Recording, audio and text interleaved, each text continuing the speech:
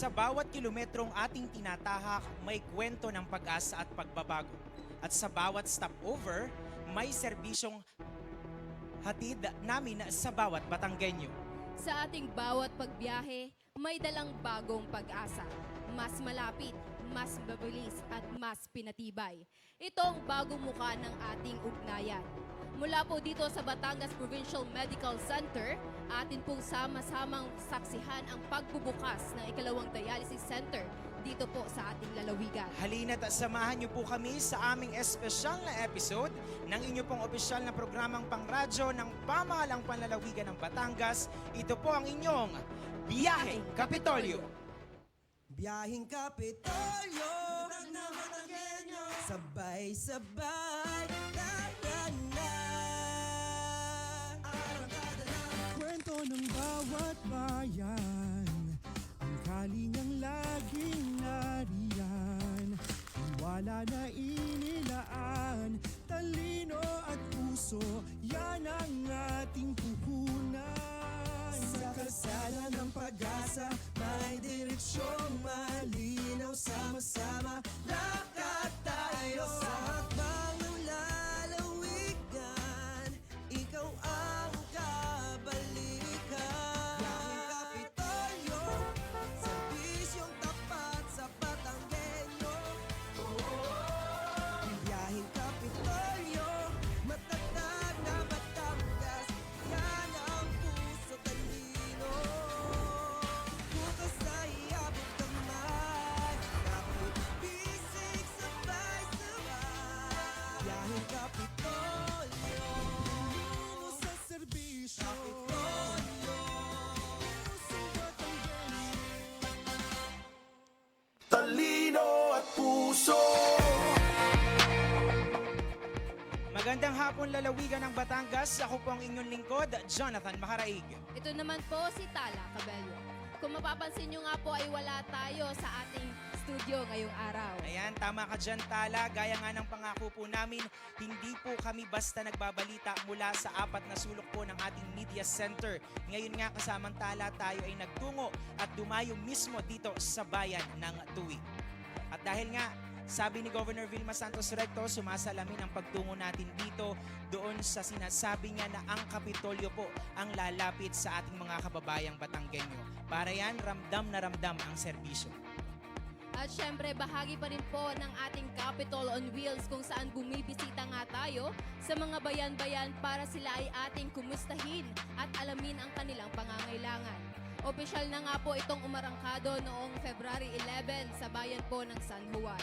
At ngayon naman po ay nandito tayo sa bayan ng Tuwi para ilapit ang serbisyong medikal ng Kapitolyo sa pamamagitan po ng pagbubukas ng ikalawang dialysis center sa District Hospital ng ating lalawigan. Sir Jonas, alam mo ba kung matatandaan nyo rin, nung last February 18 ay binuksan po natin ang unang Provincial Dialysis Center by Hydromed sa Laurel Memorial District Hospital po sa lungsod ng Tanawan. Ayan, at marami na agad kasamang Tala na hatidan ng pag-asa at syempre pagbabago sa kanilang buhay. Dahil itong ating binubuksang mga dialysis center, 100% free para sa ating mga kababayan. Tama ka dyan. Ayan, at kanina nga po ay formal na pong nagsimula ang ating programa at personal pong nakiisa dyan si Governor Vilma Santos Recto sa ating pong ribbon cutting ceremony. At dahil po tayo ay sumusunod kasamantala sa safety protocols, medyo tumabi tayo dito sa bandang common area ng ating facility para nga po mabigyang proteksyon ang ating pong mga kababayang may sakit. Pero kanina umaga, at syempre kahapon, ay tayo po ay nabigyan ng pagkakataon para maikot ang ating naturang pasilidad. At para nga bigyan tayo ng unang pasilip sa ikalawa pong Provincial Dialysis Center by Hydromed, dito po sa bayan ng Tuwi, itutur po natin o itutur tayo ng ating health correspondent, wala pong iba kundi si kasamang Nurse May.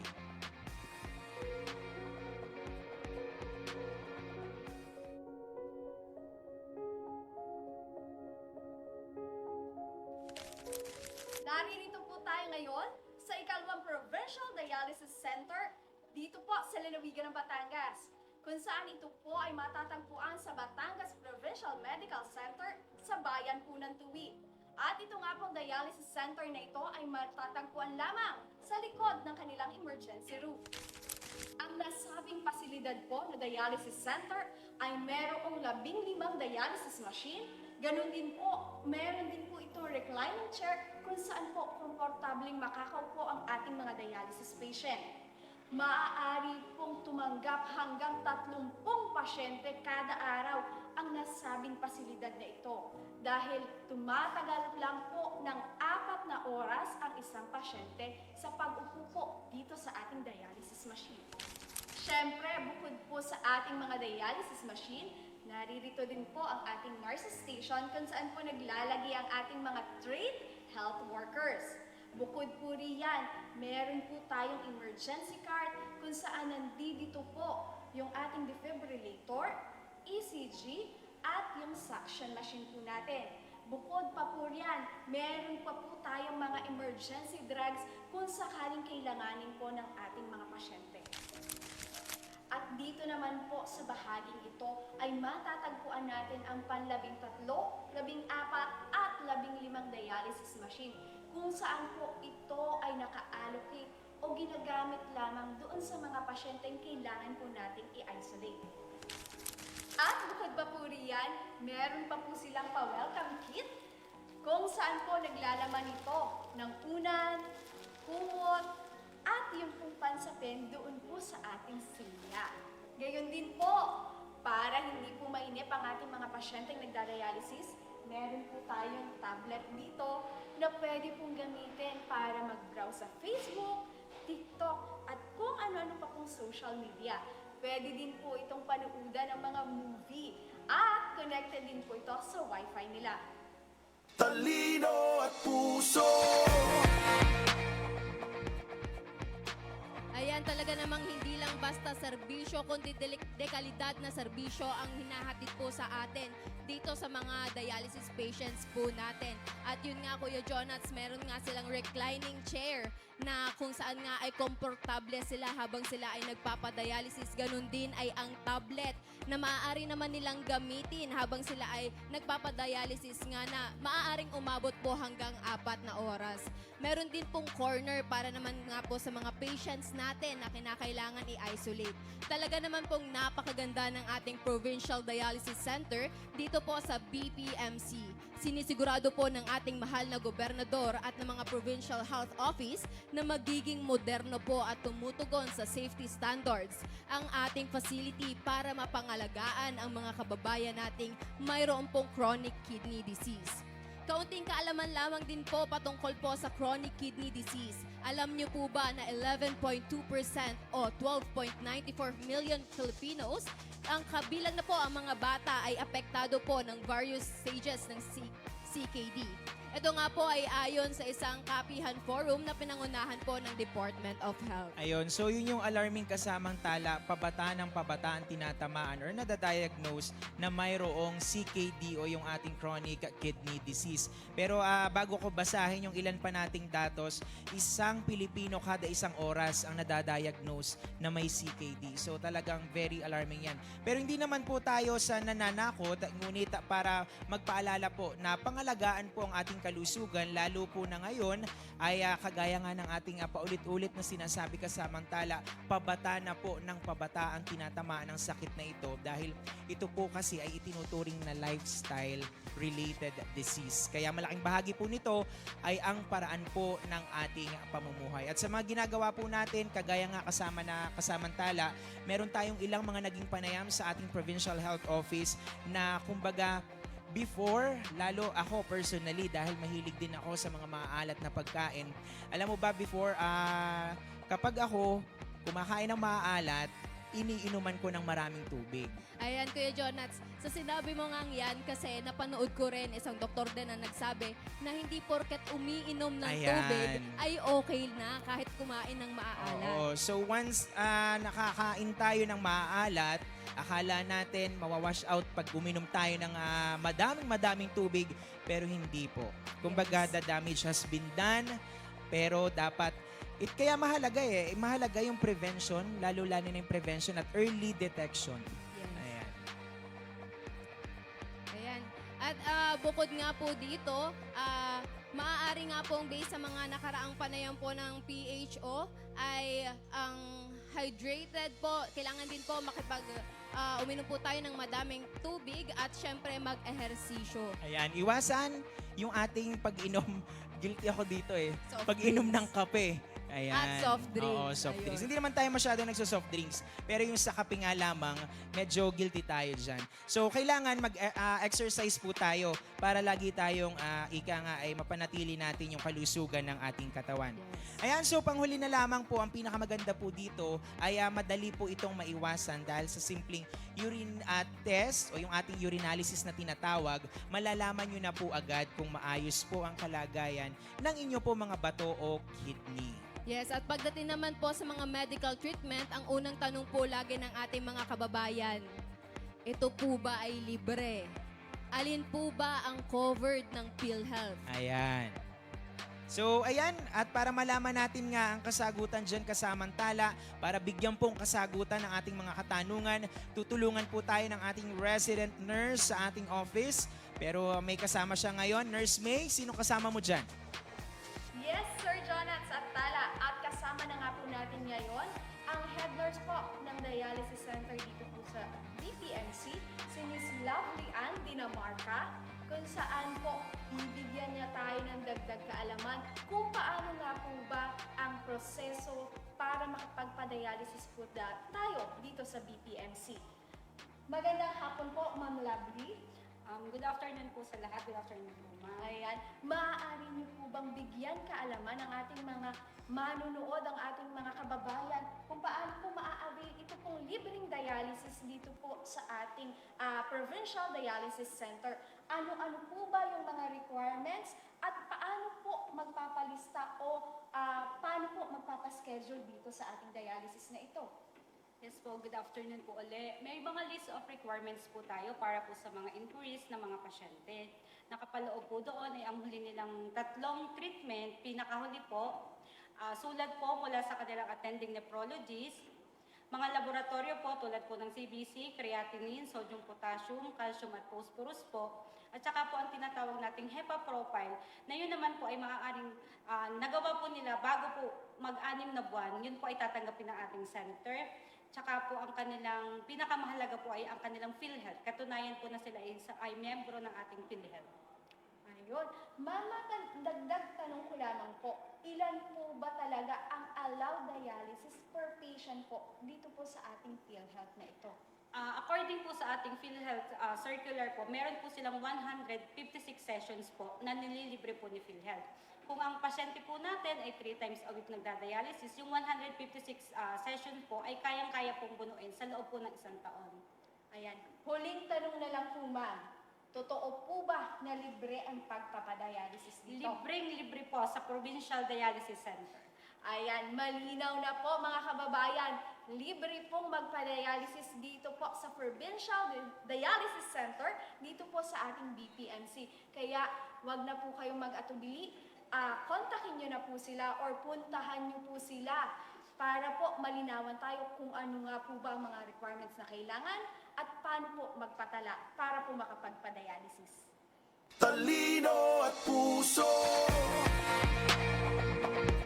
Ayan, maraming salamat Nurse May. So, napakinggan ulit natin kasamang tala. Again, 100% free po ang ating Provincial Dialysis Center dito po sa bayan ng Tuwi. And of course, yung ating naunang dialysis center sa lungsod naman po ng Tanawan. Ang mahalaga lamang pong tandaan ng ating mga kababayan ay sila po ay rehistrado o miyembro po ng PhilHealth. So, doon lamang sa benepisyo ng ating PhilHealth, imagine 156 sessions po per year ang sinasagot po or covered ng ating pong PhilHealth. At pagkatapos ng 1 taon, back to zero ulit.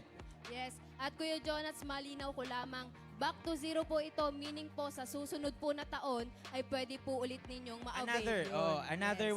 156 session, another free sessions ulit ng ating dialysis center. Kasamantala, Yes, at yan, kaugnay nga rin po ng pagbubukas ng ating dialysis center.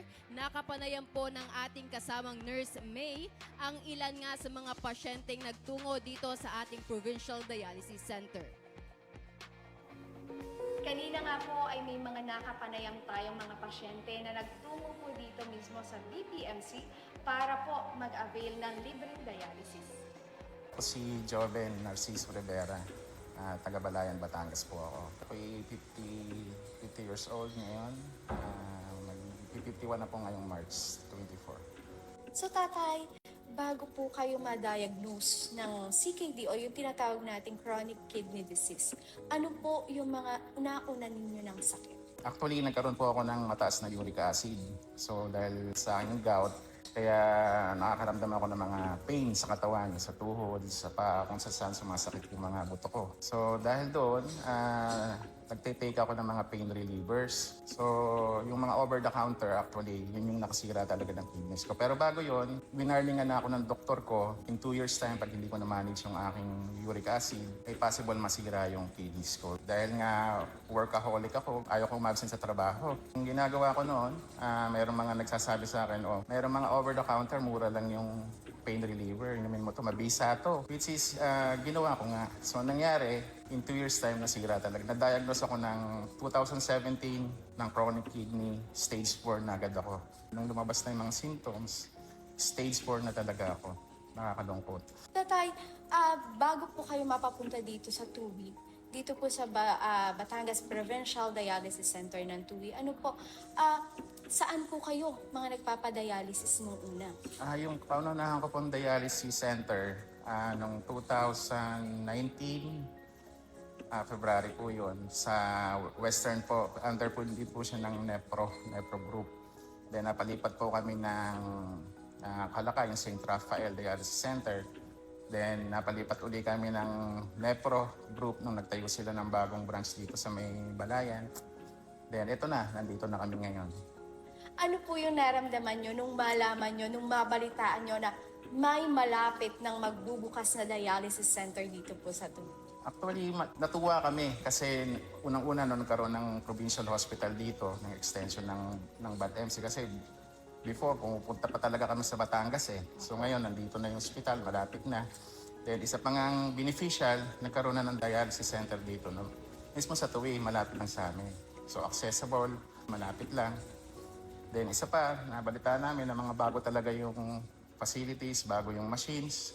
So tingin ko magiging maganda ang experience namin dito. Ay, Nanay, kayo naman po. Ano po yung naramdaman din ninyo nung malaman ninyo na may malapit ng dialysis center na magbubukas po dito sa TUWI? Ano naging masaya po ako dahil yung malapit lang din dito sa amin yung dialysis center at saka nung nalaman ko na bago yung machine, parang mas magiging maayos yung pakiramdam ng mister. Kung hindi lang siya nakasama, saka magiging sila, komportable. Yun. Tatay, baka po may mensahe kayo, may gusto kayong pasalamatan. Unang-una po, nagpapasalamat po ako kay PhilHealth.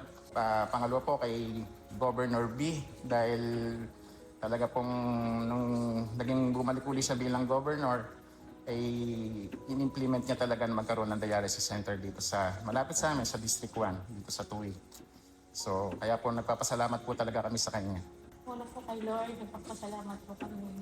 At saka, yun nga po, kay Governor B na talagang ginay din siguro ni Lord na talagang magkaroon ng dialysis center sa First District para maging maalba ng mga pasyente. Yun lang po. Salamat. Ang Provincial Dialysis Center po na ito ay hindi laang magseserbisyo sa mga mamamayan ng bayan ng TUWI, manapay sa mga kalapit bayan ito at sa buong unang distrito ng lalawigan ng Batangas. Talino at puso. Ayan, muli maraming salamat kasamang May. So kasamantala, napakalaking bagay talaga nitong ating provincial dialysis center dito sa bayan ng TUWI. Lalo to of course, kitang-kita naman natin yung kumbaga inihatid na pag-asa nito sa ating mga kababayan. At bukod nga doon ay yung ating mga equipment, makabago, moderno, maluwag, may espasyo. At talagang masasabi natin na komportable ang kanilang proseso ng pagdadialysis dito sa ating dialysis center sa bayan ng TUWI. At bukod po doon again, nire-reiterate po natin, 100% free po Free, ito. yes. Kaya tinatawag natin ito kasamantala na flagship dialysis center. Government, tapos 100% free pa. Yan, malaking bagay talaga po ang magkaroon ng dialysis center dito po sa bayan ng Tuwi.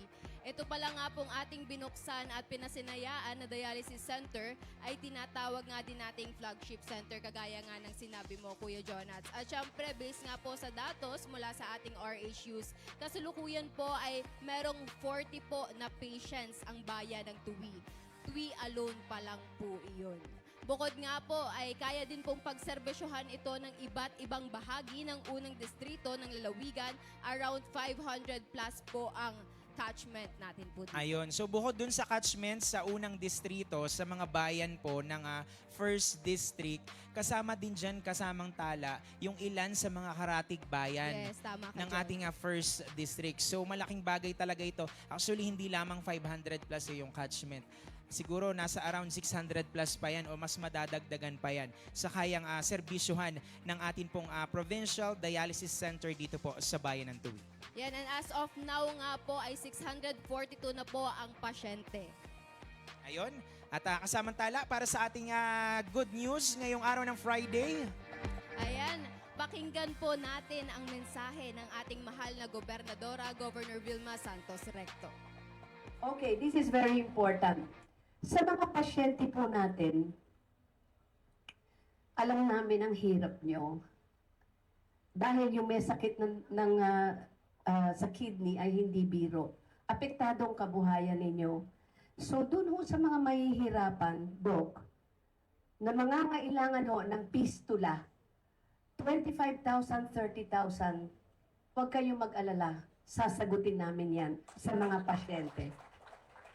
Doon ho sa pistulang ilalagay na iyan, 25, kung talaga i-report sa inyo, magre-report kayo sa district hospital. And then Doc Alday will take care of it pagdating ho sa Kapitolyo. We will support you na kung maaari kami na rin po ang sasagot ng inyong pistula. Just to make sure that kahit paano, you will be healthy. You will have a healthy living kahit paano. And then secondly, isa pa hong gusto ko ipaabot sa inyo, dahil mayroon kaming nakukuha na partnership with the Department of Health, with the national government, the collaboration with the local, with LGUs, kasama ang ating lalawigan ng Batangas. Isa pa ho, yung pasyente ho natin na makakatapos ng 12 session ng kanilang dialysis procedure. Pag uwi ninyo, makakatanggap po kayo ng bigas. Yes. Bawat isa, makakatanggap po. Pag natapos yung 12 sessions, so, makakatanggap po kayo ng 25 kilos na bigas. Bakit? The sufferings na they are undergoing, o ito po yung mga paghihirap na dinadanas ninyo. Sabi nga nila, magkaroon ka na ng problema iba, wag lang kalusugan. Tama o hindi? So, tutulong po kami sa abot ng aming makakaya. Kung mahihirapan kayo para makadagdag ng pagkain sa hapagkainan, pagkatapos ng 12 sessions, you will be receiving 25 kilos of rice para maiuwi nyo sa inyong pong pamilya. Talino at puso. Ayan, at kagaya nga po ng sinabi ni Governor Vilma Santos Recto, tutulungan po natin ang mga pasyente na wala pang fistula through Provincial Health Office para po sa assessment and referral. Kaya po wag na po tayong mag-alala. Sa mga hindi po nakakaalam, ang fistula po ay nagiging access para dumaloy ang dugo papasok at palabas ng dialysis machine. Ayan, kaugnay ayan na kasamantala kasi meron tayong mga kababayan na kailangan ng magdialysis pero hindi po magawa dahil walang fistula. Yes. So, alam naman natin, kagaya na nabanggit ni Governor V, may kamahalan po kasi ang pagpapalagay ng fistula.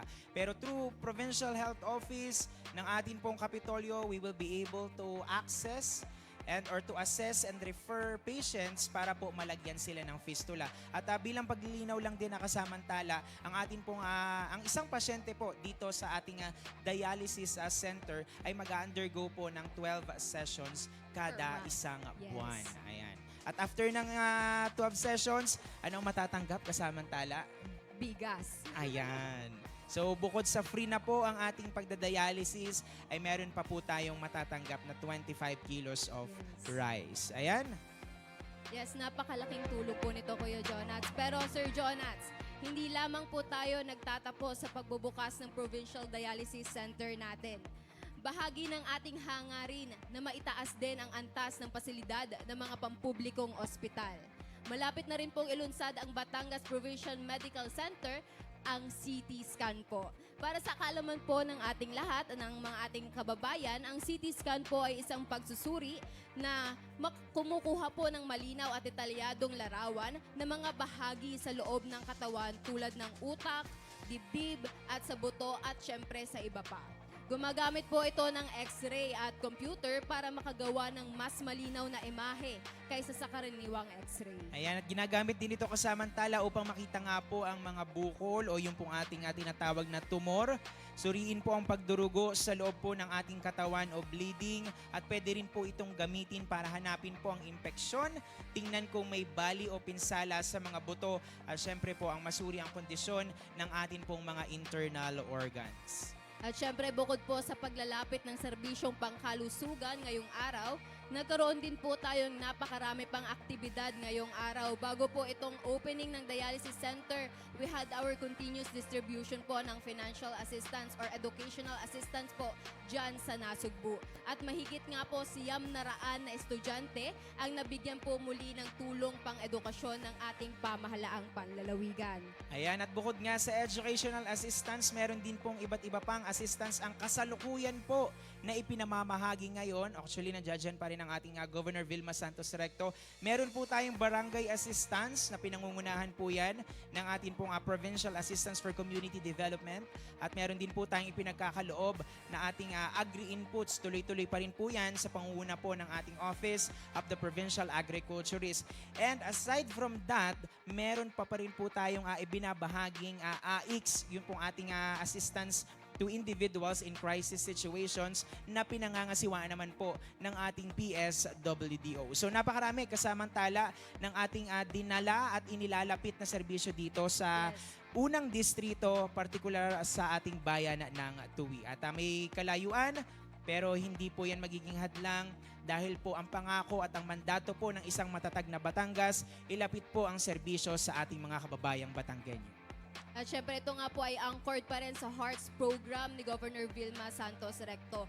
At yun nga po, samot-saring serbisyo po ang hatid ng pamahalaang panlalawigan sa inyo. Kaya naman po, ngayon talagang araw na ito, ramdam na ramdam ang serbisyo publiko ng ating pamahalaan. Ayan, mula po sa mga bagong pasilidad hanggang sa mas malapit po at mabilis na pagsaserbisyo, ito po ang patunay na ang inyo pong buwis ay bumabalik po sa inyo. Sabi nga ni Governor V, sabi ng ating Governor, ang para sa tao ay ibabalik at ibibigay sa tao. Madagdag ko lang, ito rin ang laging sinasabi ng ating gobernadora, this is where your taxes go po. Ayan, at ito po ay ibinabalik natin sa anyo po ng panibagong pag-asa o pagbibigay po ng pag-asa, malasakit at syempre isang makabuluhang simula ng ating pagbiyahe dito sa biyaheng Kapitolyo. Ang masaksihan ang lahat ng yan dito lamang sa bayan ng Tuwi. At yan, sa punto pong ito, nais po naming pasalamatan ang mga naging katuwang natin para tayo po ay muling makabiyahe this Friday sa ating pong Governor Vilma Santos Recto. Thank you so much po. Provincial Administrator Attorney Joel Montialto, ang ating Chief of Staff Sir Jun Dihan, our Provincial Information Officer of course, Ma'am Katsi Catalan, Dr. Gerald Alday of our Provincial Health Office at ang buong pamilya po ng Provincial Health Office isasama na din natin dahil talagang busy sila kanina pang umaga. Ayan, at syempre ang ating mga katuwang sa Hydromed ng ating Dialysis Center, gayon din po sa pamunuan ng Batangas Provincial Medical Center at sa pamahalaang bayan po ng Tuwi, kasama na din po natin ang iba pang department heads ng Kapitolyo. Patunay nga na talagang tayo na nga ang lumapit dito sa bayan ng Tuwi. At syempre, Sir Jonats, hindi natin makakalimutan ang ating technical team na kasama nating bumiyahe ngayong araw. At sa inyo po naming mga manonood na hindi po bumibitaw at patuloy pong tumatangkilik sa biyaheng Kapitolyo. Simula pa lamang po ito. Marami pa po kaming inihanda para sa inyo para lalong mailapit ang Kapitolyo sa bawat Batanggenyo. Ayun, so we are officially back kahit may konting mga buckles kanina. Kasamantala, kinakabahan ka pa ba ngayon? Hindi na. Simula nung Kasi patapos pagkatapos na. nung simula natin, okay na ulit tayo. Ayan, so thank you so much sa lahat ng mga naging katuwang natin ngayon. Sa ngalan po ni Governor Vilma Santos Recto at ng ating pamahalang panlalawigan ng Batangas, muli ito po si Jonathan Macaraig. Ng isang pamahalaang may talino sa serbisyo, puso sa tao at lahat para sa Batanggenyo. Ito po si Tala Cabello. Ayan, magkita-kita po muli tayo sa susunod na episode ng ating pagpasada para sa tuloy-tuloy na serbisyo para sa ating mga kababayang Batanggenyo. Muli, ito po ang inyong Biyaheng Kapitolyo. Kapitolyo.